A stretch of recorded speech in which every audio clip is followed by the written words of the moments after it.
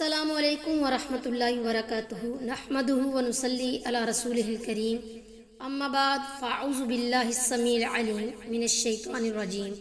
ربی اشرح لی صدری ویسر لی امری واحلل عقدۃ من لسانی یفقہوا قولی۔ آج کی اس ویڈیو میں ہم سورۃ البقرہ کی آیت نمبر 107 سے لے کے 108 تک کا لفظی ترجمہ اور اس کی تفسیر پڑھیں گے۔ اعوذ باللہ من الشیطان الرجیم، بسم اللہ الرحمن الرحیم۔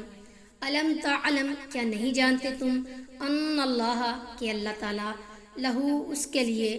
ملک السماواتی، بادشاہت ہے آسمانوں کی، والارضی، اور زمین کی، وما، اور نہیں، لکم، تمہارے لیے، من دون اللہ، اللہ کے سوا، من ولی، کوئی حامی، ولا، اور نہ ہی، نصیر، مددگار۔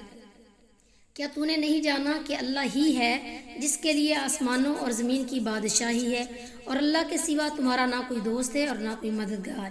ام تریدون، کیا تم چاہتے ہو، ان تسألوا، کہ سوال کرو،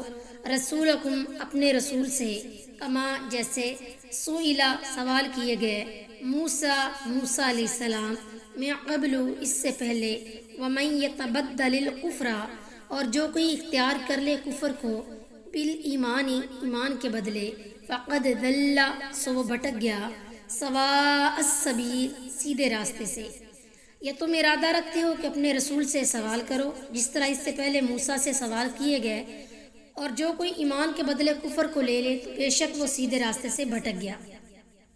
یہاں اگرچہ بیان نہیں ہوا کہ موسیٰ علیہ السلام سے کیا سوال کیا گیا،